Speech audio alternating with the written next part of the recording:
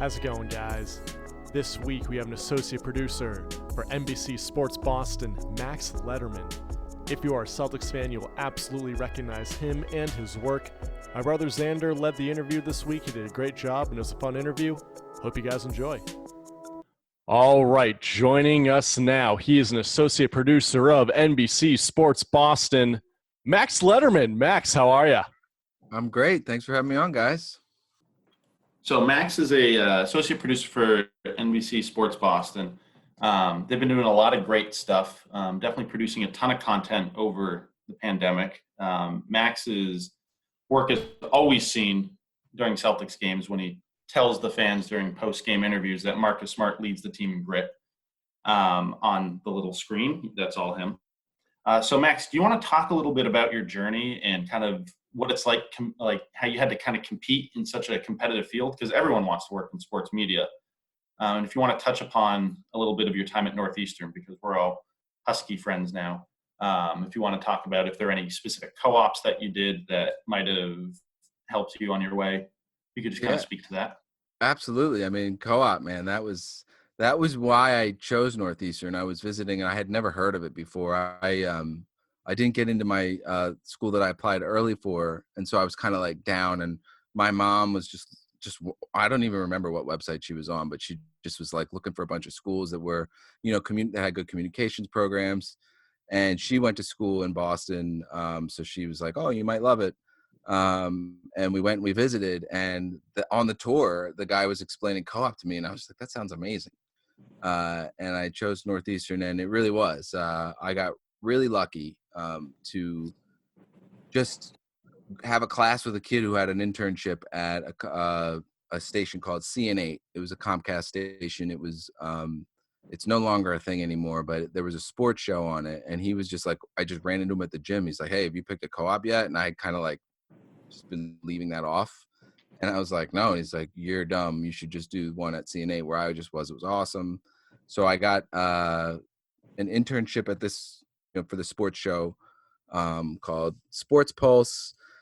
I met, and that was great because that was in 2004, and the Red Sox won the World Series that year. And it was an amazing time to be just a college student in Boston, but also to be interning at a sports station, and just to have that that perspective. Like I was working when the A-Rod and Veritek fight, all that stuff during that summer. It was just a wonderful time. It was so much fun, and to experience that. And then I remember like the night that they clinched the World Series, they let me go home early because they're like, "You're gonna have a hard time getting back," because I like walked.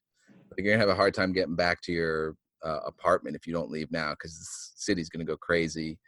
And it did. And it was just cool. It was a fun time. And then one of the producers that I met there went to Nesson. And so when my next co-op was coming around, I reached out to him. That's how I got my next co-op, was an internship at Nesson. I worked on a show called, what was it, Sports Desk. Oh, I love Sports Desk. Yep, with Hazel May. We were at Fenway like 2 years ago when the Blue Jays were in town. Hazel May works for Rogers Sportsnet now. So we saw her, and I just screamed, "I miss you" from Sports Desk. And she was like, "What?" Man, awesome. I love Sports Desk. That's a classic awesome show from our childhood.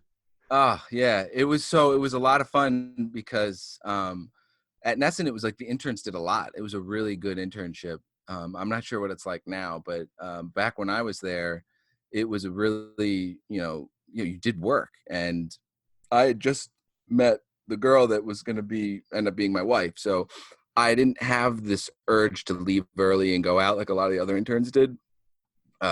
So I stayed to prompt, to teleprompt the shows for Hazel. And she would, like, whenever there was a special show, she would request me to come in because she trusted me on the teleprompter. And it's something very simple, but I can't tell you how frustrating it is to watch somebody that's bad at prompting, just too slow. I mean, it's just, man, it's really easy. It's like driving a car. You just have to figure out how to turn the wheel. But some people just can't figure it out. And so I was she used to call me her promptologist. And that actually, just being willing to stay late and prompt for her while the other guys wanted to go to the bars and stuff, it helped me get hired at Nesson as a production assistant. And one of the connections that I made at Nesson, another production assistant, he went to what was then Comcast Sportsnet, which is now NBC Sports Boston.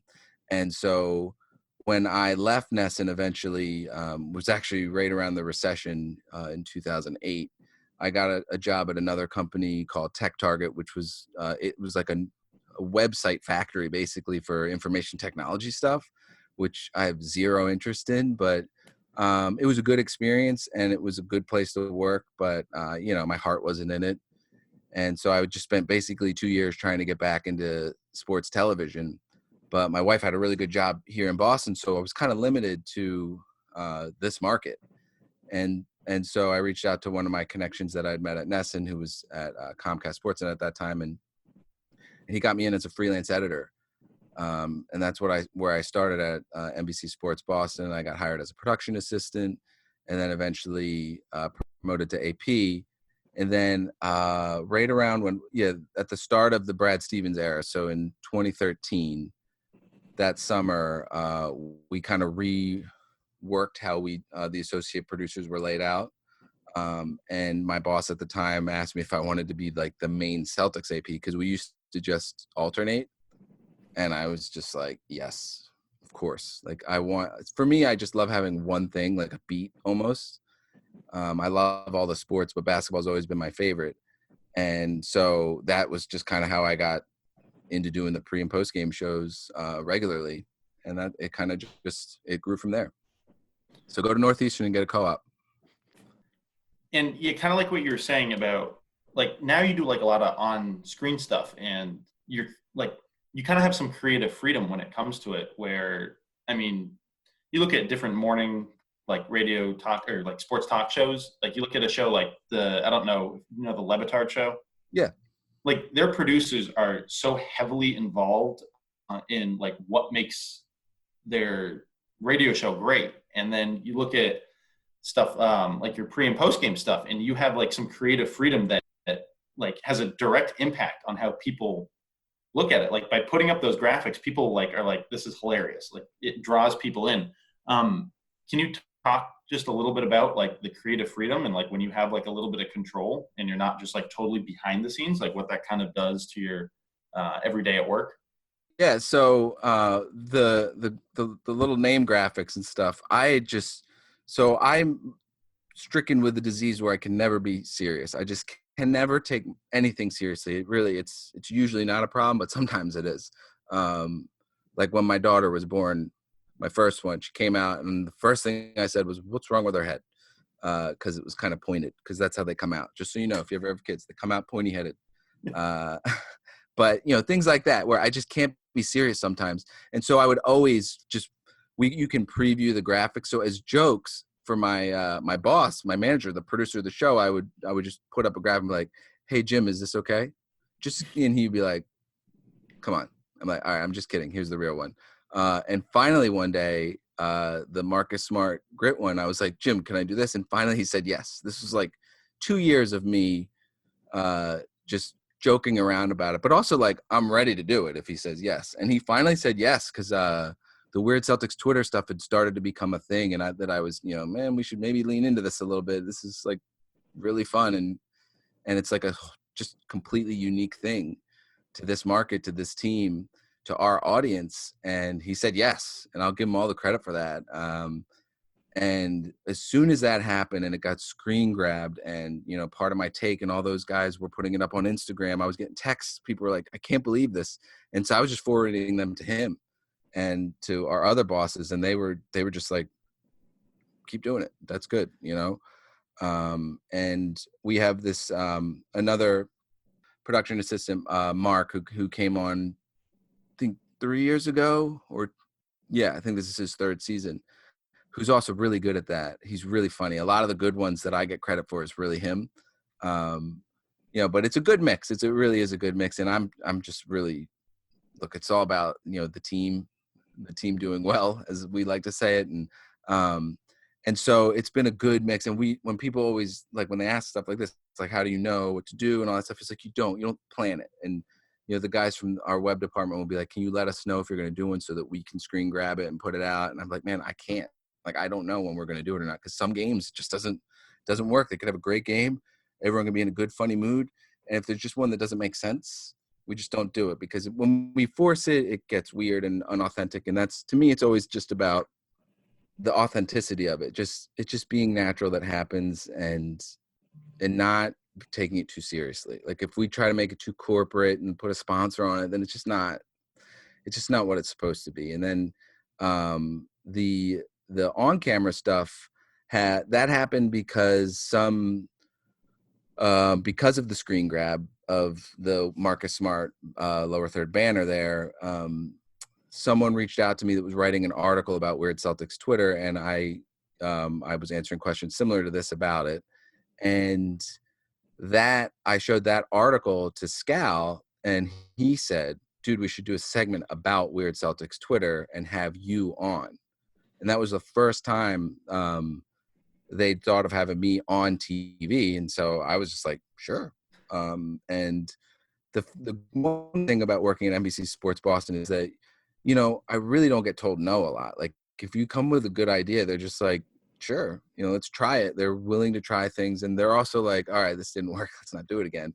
But I just think fortune favors the bold. And we've always had that kind of attitude of, especially in this time, in this era of, people cord cutting, and, it's so competitive for eyeballs and clicks and stuff like that.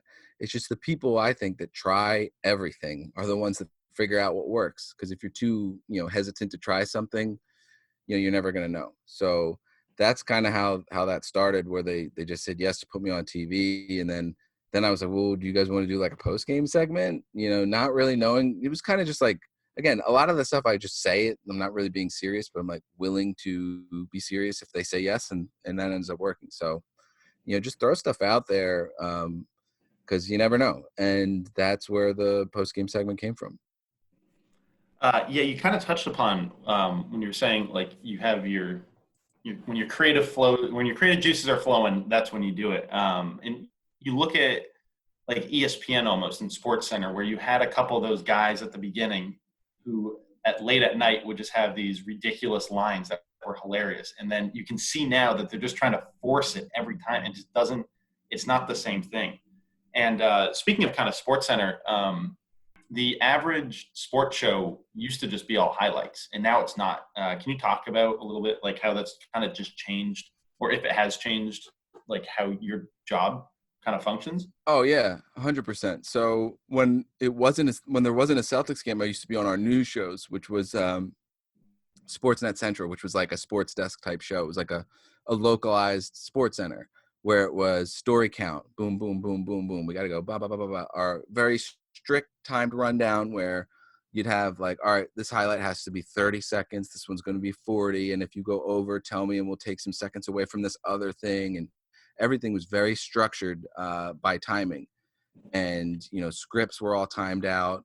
Man, we don't even write scripts anymore. It's because you're right. It's mostly opinion stuff or talk. And that the industry has changed because people don't need Sports Center for highlights anymore. It's on Twitter. It's on your phone. People see the sweet dunk and stuff like that. Look, I long ago stopped being a good gauge of what the masses want to watch, because I'm different. I've been working in this industry, for 15 years basically. So it's like you just get you lose your ability to see it from the other side like you used to. So that's where the challenge really comes in. But I still love highlights. Like, I still love a good Sports Center A block where they got a beautiful jib shot leading into a graphic of, some stats leading into the game. Then they open up with their 10-second ISO of two of the main players, and they lay out the stories. Maybe there's a little stat there, and then they go into the highlights, and they show some post-game sound in the middle of the like the things that we used to do for our Celtics highlights, that we're like, we'd have a 4-minute Celtics highlight, which is like unheard of now. But I still am a sucker for that stuff. I love that.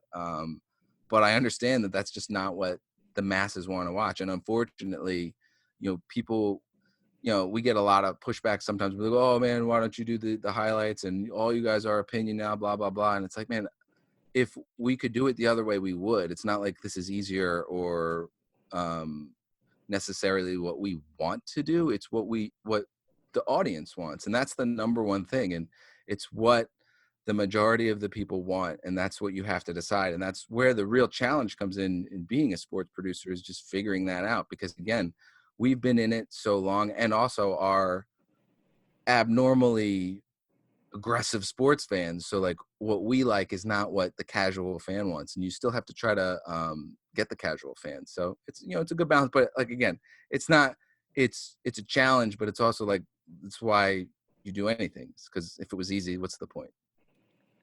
And then before we get into some rapid fire questions, can you kind of just talk about how your hours are definitely kind of unconventional, and kind of how does that like work like with a family?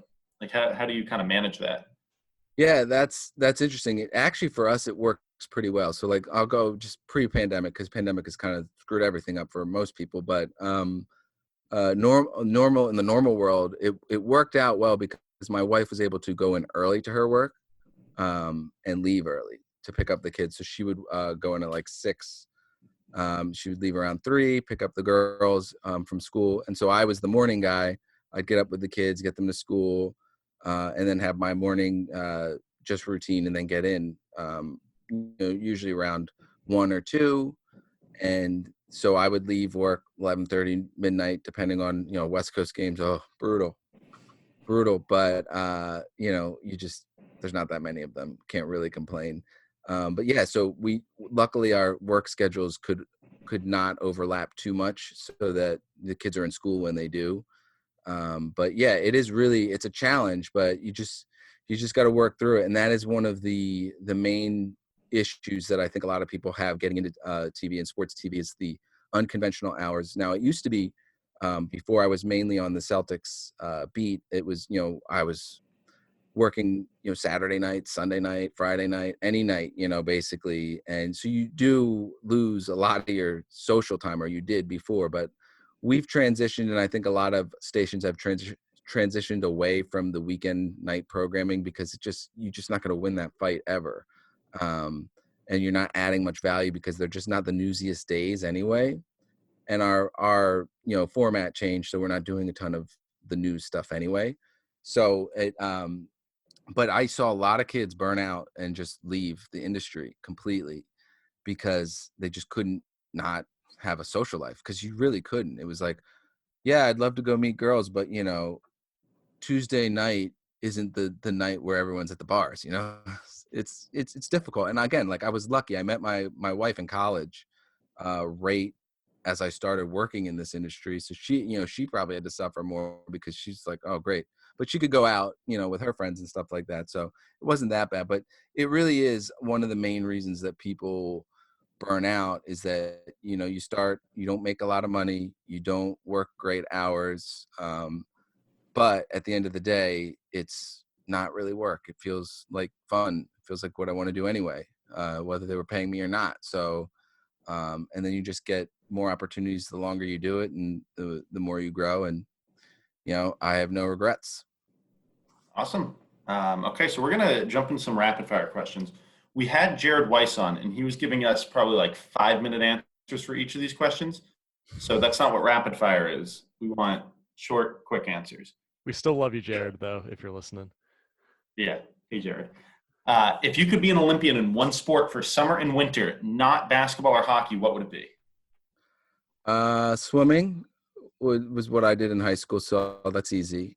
Not easy to do, because I wasn't as good as an Olympian. So winter, curling. Done. Yes. You are looking at someone who curled for like 11 years growing up, until I was a senior in high school. So, Max, if you want to start a curling team, Broomstone's Curling Club in Wayland, we can do this. Oh, that's awesome. I've always wanted to do it. Have you ever curled? No, but man, you got to go curling. It's one of those things where you're flipping through the channels and you see it on, and you're 4 hours later, you're like, oh my God, I've been watching curling for 4 hours. This is amazing. That's It's how it all great. starts. Some of us are 8, some of us are 28. Doesn't matter. You can start any age. You can be 88 and still curl. It's the sport for everyone. So when the ice gets back going, Broomstone's Curling Club in Wayland, All right, best curling let's club in do New it. England. Okay, what is your go-to order at Chicken Lou's? Oh man, I didn't go to Chicken Lou's really that much at all. I was into like the low carb stuff when I was in college because all you have in college are carbs. So I didn't go to Chicken Lou's a lot, but you got to get the grilled chicken sandwich. I don't know what it was called, but Chicken Lou's is gone, right? Didn't they get rid of it? Yeah, they just closed. Yeah, it was sad because they didn't know when they were originally going to close April 1st, and then the pandemic hit. So like I went out of my way to go there every single day until they officially closed because I wanted to be there on the last day. Got a shirt though, so Yeah, and Chicken Lou's was always. I felt like it was always pretty crowded too. Like so, whenever I wanted to get food, I'm really weird with food. I just don't care about food that much. I'm like, I'm hungry. I want food. I wouldn't go out of my. If it was too much work to get something, I'm also pretty lazy. It's like I'm just gonna go to Sunrise Chinese food, which is down the street from where my apartment was. Get my C36 and move on. okay, which team is going to be the first team to have to postpone a game because 8 out of their 15 guys have COVID? I want to say so. The smart answer would be the Rockets, but I feel like James Harden. I don't know if he officially had it, but it feels like maybe he did, and then Westbrook did have it. But I'm gonna say the Kings. For some reason, I just got a vibe from them. Okay, we'll write it down. Yeah, write that down because I look. I hope it doesn't happen. I really don't. That's a disaster if it does. But something about the Kings. Of these 4 first-round 76ers centers that average under 10 points a game, not necessarily drafted by the 76ers, who is your least favorite? Samuel Dalembert, Spencer Hawes, Martise Spites, Nerlens Noel. All right, so Samuel Dalembert was a solid pick where they took him, and he ended up. Didn't he win? Was he on Dallas when they won? I don't know if he was or not. But he was a fine player. He started on a lot of good teams, even though he wasn't great. He never turned into what he was supposed to. Nerlens hurt me because his rookie year was special. I mean, he had some really outlier, freakishly defensive stats that are pretty unprecedented. And I think he just got real comfortable being, this prospect and didn't put the work in. But still, it took years for me to untrain my daughter to not say Nerlens Noel was her favorite player because she did for a really long time because he had the cool haircut and we called him the eraser and all that stuff. Spencer Hawes, I'd have to, because Mo Spates was actually a good pick. He was on those Florida teams and he had some absurd per 40 numbers. And he actually ended up I'm pretty sure that was still Billy King making that pick. Billy King had some sneaky good draft picks, but but Mo Spates was fine. He ended up winning with Golden State. He was pretty limited in terms of most basketball skills, but he was a good shooter. And he had his one little elbow jumper that he would always hit. And Spencer Hawes I'm going to say Spencer Hawes is my least favorite because he was on, I think, the more depressing teams. Because if I'm not mistaken, he was on those teams that were still trying to be good that were bad. So pre-Hinkie, and I think he may have still been a lingerer for the Hinkie era. I can't really remember. But yeah, Spencer Hawes would be my least favorite. Okay. What is the best soup? Best soup? I like wonton soup. But if you're gonna go for just like a traditional soup, you can't go wrong with chicken noodle. What is the worst part of Northeastern? The worst part of the cost. Me and my wife are still paying off some loans. By the time we're finished, we'll probably have some more ones for our kids to go to college. So, but that's more of an American issue. But no, the worst part of Northeastern was, and I'm sure this is like every school in Boston or in any city that's cold, was those mornings where you had to walk to class and you'd walk through like an alley, like with just an opening. You'd be walking on the sidewalk and you walk past an alley and the wind would just hit you right in the face, just destroy your face. And I remember just being like, it's already so cold. It feels like knives are stabbing me in the face. But that was probably the worst part. But I just had such a good time at Northeastern. It was so much fun. Punter's Pub, yes or no? No, Okay. I don't think I ever went to Punters. That was so. What was that? Like one of the sports teams. It was like the football bar when I was there. They I had mean, a it's football hockey team. now. There's no football team now, but Right. it might have been a football bar. I don't think I think maybe went in there once. Gross. Yes, gross place. And then lastly, who is going to take down Abby and Perk on Celtic Census? So I don't know when we're coming back with Celtic Census because they've run the table 6 straight weeks. So I don't know, and we're not doing any new ones right now. We are planning on doing some more. We'll see, but we got to get our see how this workflow works with we're doing daily shows starting this week, and then we got the games coming back. So hopefully we'll get it back up and running, in the next month, but I'm not sure. So I don't know.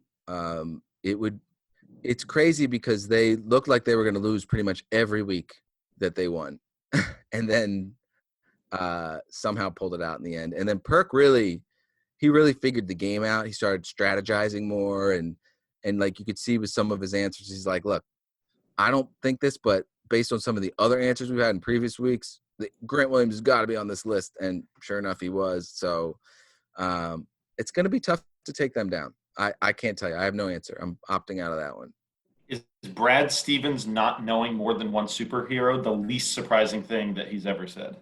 Yes. I mean, I couldn't believe that he knew one. It was one of those, and I think in the moment he clammed up a little bit. I think he just, because he's just obviously he's Brad, but I think that if it wasn't under a pressure situation, he might have been able to name another one. But he also had probably the funniest line of anyone in all of the episodes when he said, "Marcus, I just got your Spider-Man text now." I mean, I laughed very, very authentically laughed at that one. Well, thank you, Max. Anything for us? What are you guys doing? How's the pandemic been for you guys? It's been okay. I've been working. So the co-op that I was on extended me, so I've been working. What's your major? Business management, but I'm working at a firm that builds lab space and kind of like a project management firm. So I have no background in that, but I've just been doing a lot of their financials. So. Well, that honestly is what's great about co-op. You don't need to have you just get that work experience. It doesn't really matter what your degree says. Like my wife is a athletic training major and she works in financial intelligence at Santander Bank. She's moved up and is a boss, is a manager, and is doing really well for herself. And it's her career. It has literally nothing to do with her her major. And she didn't co-op or anything at a place like that. But right after we graduated, she got a temp job that was across the street from our apartment that was just happened to be working in anti-money laundering at a bank. And so, that's what's great about the co-op idea is that you go, you experience things, you make connections, and then you're just like, man, so I'm majoring in this other thing, but I actually really kind of like this completely different thing. And that's all you need sometimes. Yeah, it was crazy. I was working at a bar part-time, and I ended up just talking to this guy. He was from England originally, so I was talking about soccer for probably 45 minutes to an hour. And he's like, oh yeah, I have my own company down the street here. I was like, oh, do you need a co-op? He's like, I could. And then I went in, had an interview, and now I'm still working there. That's awesome. That's how that works. That's how it happens, man. That's how it happens. It's crazy. If there's anything that I've learned at my time at Northeastern is there's no point in having a plan for anything because shit just happens. The best laid plans of mice and men often go astray, right? That's a famous proverb. I looked it up once. Yeah, no, that's the thing. And I remember someone told me once, they're like, no matter how good of a plan you have, nothing goes according to plan. You just gotta flexibility and being able to kind of roll with the punches is such an important trait. And I think that, look, whether it was Northeastern or any parts of my life before or after, I think that that's one skill that I have is an ability to just kind of roll with the punches and take what life gives you. And, you can force some situations too, but, that kind of the flexibility really matters. Yep. Well, thank you, Max. That's at Max_Lederman on Twitter and at NBC Sports Boston. Max, you want to plug anything? Check out our YouTube, NBC Sports Boston YouTube. Got videos pumped up there every day. Good Celtics stuff too, Celtics Talk podcast, and watch our shows, and keep tweeting at me. That's where I get my life, is just from people talking to me. I never, I try to respond to everyone. I don't think there'll ever be a point in my life where I ever feel like I'm above responding to literally anyone. I respond to trolls that I know are just trying to get under my skin, but I still do it. So don't troll me, but if you want to talk, let's do it. Speaking of Twitter, I missed one rapid fire question. What is the weirdest meme that you've ever been a part of? Me personally, there's a really good one of it was when Terry Rozier and Joel Embiid were getting into a bit of a skirmish. I think it was 2 seasons ago. Maybe it was the end of last season. I don't remember. But somebody photoshopped my head. I think I was on Terry, and Chris Mannix's head on Joel Embiid. And it's really funny because I think Terry's going like this, and so it looks like me doing that. And the funniest part is that one of my best friends down in Philadelphia is a Getty photographer, and he took that picture. So I showed that to him. I'm like, look at this. One of your pictures got used in a weird meme that I'm in. It's really funny. So that's probably the weirdest one I've been a part of. That's awesome. Well, thank you, Max, for taking the time today. We really appreciated it. Hey, guys, this was fun. Let's do it again. Thanks. Perfect. Curling, remember. We'll have to go curling. We'll go curling together. We'll get some ice time. I'll get you a broom. I'll get you a slider. We'll be good to go. I'm into it. I'm doing it. Thanks, Max. Oh, that was great. Thanks again, Max, for coming on the show. And thanks again to my brother Xander for leading the interview. We have not heard from him in a while, so it was good to hear from him again. We will be moving from Brookline, Massachusetts to Tucson, Arizona in about 1 month. Going back to U of A for class that have gone mostly online. So I'm going to have even more time on my hands, which means perhaps more episodes, more guests, more roundtable discussions. It's a very exciting time. I cannot wait to show the loyal listeners how we can evolve as a show and, move up in the rankings a little bit. Perhaps get a few more listeners. How about that? But that's all for this week. I'm Pete Sippis. This is Sip Talk. Thanks for listening.